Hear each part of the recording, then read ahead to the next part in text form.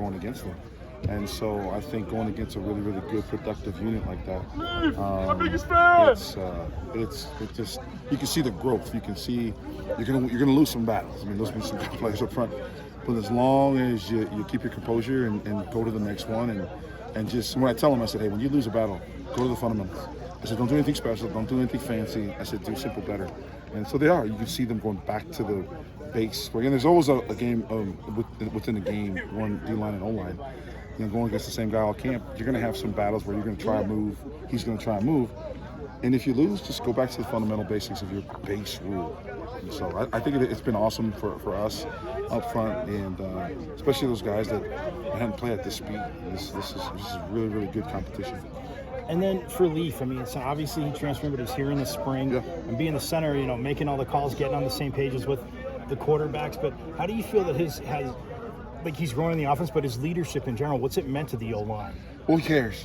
He cares about being a Sun Devil. I mean, that's the first thing that you know, when you get transfer kids or newcomers, you gotta have them buy in about being, you know, what a Sun Devil is all about. And in the spring, we were all learning, myself included, what it meant to be a Sun Devil offensive line and be a part of it.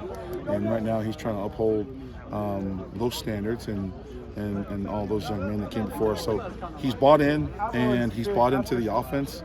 And now you can see him solving problems and coming up with solutions on his own as an extension of one of the coaches, you know. And you know, I told him, I said, you know, solving problems is one thing. I said, what you come with solutions, that's longevity. That's, hey, you didn't just patch up the dam, you rebuilt it and fixed it. So he's coming, you know, he's coming along, and just find the guys who followed him. And once we get Joey back, and those two are kind of two-headed monsters as far as our leaders up front.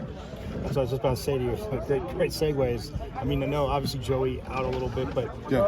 I mean, again, with the whole line, but how has his relationship with Joey and getting used to playing next to Joey grown? It's huge, because you know one guy came in January, December, and one guy was here, and Joey was in that situation 2 seasons ago where he was the transfer, and now Joey is the veteran here and was here last season, and you know, and for our O-line to where they had to gel, and the newcomers and the guys who were here, and so and sometimes it's harder than you think. It's hard to compete with somebody at the same time look over your shoulder and see if, you know, they're taking your spot. So that's a fine line, and they're doing both. They're competing with each other, they're helping with each other, and so far they're good. And Joey's been awesome on the sideline. He's motivated, and he's funny. I tell you what, when you go my next AAU tournament with my middle schooler, I'm taking Joey, man. He is funny on the sideline.